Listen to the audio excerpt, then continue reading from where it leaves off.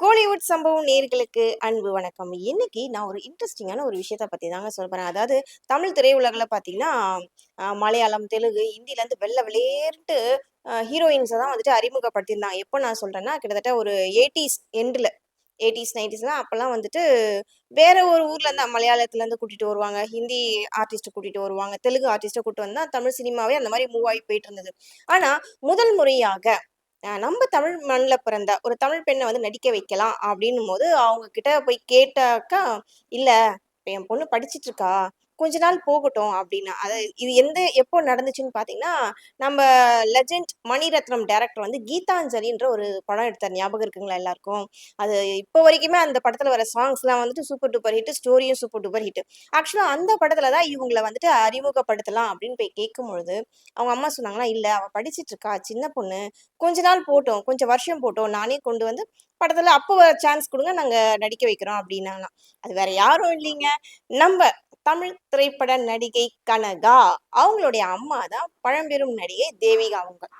கனகாவோட face வந்துட்டு பார்த்தீங்கன்னா, ரொம்ப அழகா, அதாவது நம்ப பக்கத்து வீட்டு அக்கா எப்படி இருப்பாங்க? பக்கத்து வீட்டு பொண்ணு, பக்கத்து வீட்டு அக்கா எப்படி இருப்பாங்க? அந்த மாரி ஒரு நேச்சுரலான லுக்கோட தான் இருந்தாங்க. அவங்களுடைய கண்ணே அவ்ளோ அழகா இருக்கும் பார்க்கும்போது.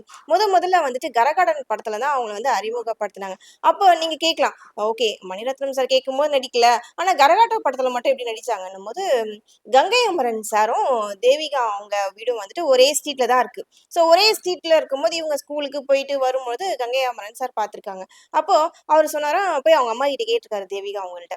"கரகாட்டக்காரன் படம் எடுக்கிறேன். அதுல உங்க பொண்ணு நடிச்சா நல்லாருக்கும். அவளுக்குன்னே இந்த கேரக்டர் செம்மையா சூட் ஆகும்" அப்படின்னு சொன்னாராம். அப்ப கூட அவங்க வந்து கொஞ்சம் தயங்குனாங்களாம். "இல்ல, அவ ஸ்கூல் படிச்சுட்டு இருக்கா. படிக்கிற பொண்ண போய் எப்படி நம்ம ஆக்டிங் விட முடியும்?" அப்படின்னா. "இல்ல, இந்த கேரக்டருக்கு அவ கரெக்ட்டா சூட் ஆவா" அப்படின்ட்டு கங்கை அமரன் சார் வந்துட்டு ரொம்ப ஸ்ட்ராங்கா சொன்னாங்க. ஆக்சுவலா கரகாட்டக்காரன் படத்துல வந்துட்டு யாரு ஹீரோயினா ஃபர்ஸ்ட் அவரு செலக்ட் பண்ணாருன்னு பார்த்தீங்கன்னா, நடிகை பானுப்பிரியா. பானுப்பிரியா வந்துட்டு அப்ப கொஞ்சம் பீக்ல இருந்தாங்க இல்லையா? அந்த டைம்ல வந்து கொஞ்சம் பீக்ல இருந்தனால அவங்களால கால் ஷீட் குடுக்க முடியல. அப்புறம் ஏதோ கொஞ்சம் ஐ மீன் கால் ஷீட் குடுக்க முடியல அப்படின்றதுனால, திருப்பி அகைன் போயிட்டு கனகாவ போய் கேட்டுருக்காரு. சரி, அவங்க அம்மா வந்து ஸ்டோரிலாம் கேட்டாங்களாம். தேவிகா மேடம் வந்து ஸ்டோரிலாம் கேட்டாங்களாம். சரி, ஓகே, என் பொண்ணு நடிக்கட்டும் அப்டின்னா. ஸோ ஃபர்ஸ்ட் படத்திலேயே வந்து பார்த்தீங்கன்னா, கனகாக்கு சூப்பர் டூப்பர் ஹிட் குடுத்த படம். முதல் படத்திலேயே ஒரு வெற்றி நாயகியா வலம் வந்தாங்க கனகா. கரகாட்டக்காரன் படம் வந்து பார்த்தீங்கன்னா, 1989ல ரிலீஸ் ஆயி சூப்பர் டூப்பர் ஹிட் குடுத்தது. அதுவும் இந்த படம் வந்துட்டு பட்டி தொட்டி எல்லாம் கிட்டத்தட்ட ஒரு வெற்றி படம். அதாவது தொடர்ந்து ஒரு தியேட்டர்ல ஓடிக்கிட்டே இருந்துச்சு அப்படின்னு சொன்னோம் பார்த்தீங்கன்னா, நம்ம இந்த கரகாட்டர் படம் தான் நம்ம சொல்ல முடியும். அந்த அளவுக்கு ராமராஜன், கனகா அண்ட் கங்கை அமரன் டைரக்ஷன் வந்துட்டு அவ்ளோ காம்பினேஷன்ல சூப்பரா இருந்தது அந்த படம். அடுத்து வந்து பார்த்தீங்கன்னா, 1990லேருந்து இவங்களுக்கு கட கட கடன்னு லைனா ஒவ்வொரு படமா புக் ஆக ஆரம்பிச்சிருக்கு. ஒரு பக்கம் சூப்பர் ஸ்டார் ரஜினிகாந்த் கூட அதிசய பிறவி, இன்னொரு பக்கம் கார்த்திக் சார் கூட, இன்னொரு பக்கம் பிரபு.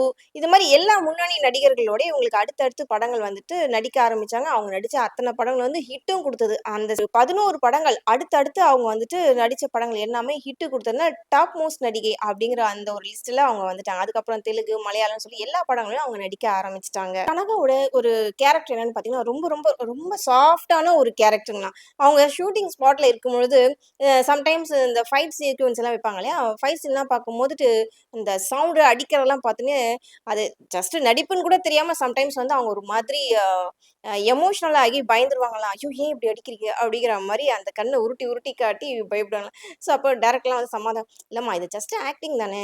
இது வந்து நீங்க கொஞ்சம் கேஷுவலா எடுத்துக்க." ஏன்னா எதுக்கு சொல்ல வரேன்னா, இவங்க பேசிக்காவே ரொம்ப சாஃப்ட்டான ஒரு கேரக்டர். பட் சாஃப்ட்டான கேரக்டருக்குள்ளவே அவங்க பெர்சனல் லைஃப் வந்துட்டு ரொம்ப ஒரு ஒரு சோகமான ஒரு கேரக்டர்ன்னு தாங்க சொல்ல முடியும். அவங்க அப்பாவுடைய அரவணைப்பு அவங்களுக்கு கிடைக்கல. அம்மாவோட அரவணைப்புல அவங்கள சார்ந்தே வாழ்ந்ததுனால, உலகமே தெரியாம வளர்ந்துட்டாங்க அப்படின்னு கூட சொல்லலாம். இன்னொரு பக்கம் வந்துட்டு அவங்க அம்மா ஷூட்டிங்லாம் போனதுனால, தன்னோட மகள சரியா கேர் பண்ணிக்க முடியலன்னு தன்னுடைய கார்டியன் தன்னோட மாமா மூலியமா தான் அவங்க வளர்ந்துட்டு இருந்தாங்க. ஆனா அவங்க அப்பா வந்துட்டு சம்டைம்ஸ் அவங்களுக்கு இன்டைரக்ட்டா டார்ச்சர்லாம் குடுத்துருக்காரு அப்டின்னா, அதனாலயே மனதளவு அவங்க ரொம்ப கொஞ்சம் பாதிக்கப்பட்டு தான் இருந்தாங்க.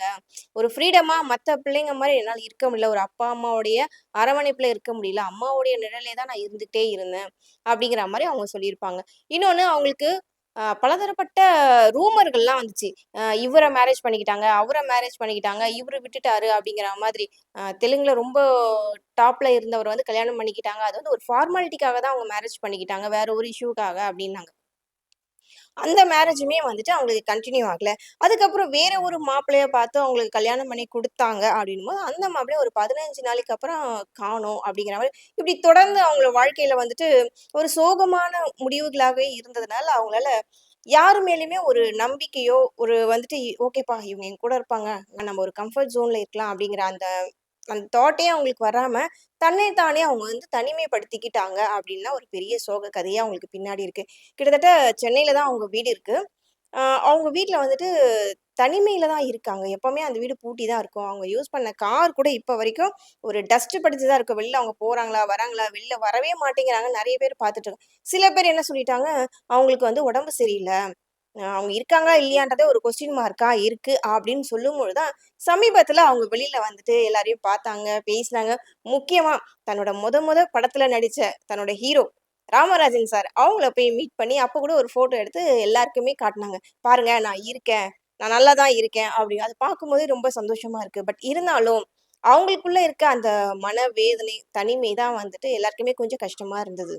நடிகை கனகாவோட அம்மா யாருன்னு பார்த்தீங்கன்னா, பழங்கால நடிகை தேவிகான்றது நம்ம எல்லாருக்குமே தெரியும். அவங்க வந்துட்டு சிவாஜி, எம்ஜிஆர், ஜெமினி கணேஷ் இவங்க எல்லார் கூடயும் நடிச்ச ஒரு முன்னணி நடிகையா தான் அவங்க இருந்தாங்க. ஃபர்ஸ்ட்டு அவங்க வந்துட்டு முதல்ல தெலுங்குல தான் நடிக்கவே ஆரம்பிச்சிருக்காங்க. தன்னுடைய நடிப்பு கேரியர் வந்து தெலுங்குல இருந்து ஆரம்பிச்சிருக்காங்க. அங்க நெறைய படங்கள் அவங்களுக்கு புக் ஆயி ஒரு அதாவது செகண்ட் ஹீரோயின் அப்படின்ற கேரக்டர்ல தான் அவங்க எல்லாமே எல்லா படத்துலயும் நடிச்சிருந்தாங்க. அதுக்கப்புறம் அவங்களுக்கு தமிழ்ல சான்ஸ் வந்த பிறகு மெயினான ரோலா நடிக்க அ அவங்க நடிச்ச மறக்க முடியாத தமிழ் படங்கள் என்னன்னு பார்த்தீங்கன்னா, ஆண்டவன் கட்டளை, கர்ணன், குலமகள் ராதே, நெஞ்சில் ஓர் ஆலயம் இப்படி தொடர்ந்து நெறைய படங்கள் சொல்லிக்கிட்டே போலாம். அவங்க தெலுங்கு, தமிழ் மட்டும் இல்லாம மலையாளம், கன்னடம் பல மொழி படங்கள்லயும் நடிச்சிருக்காங்க.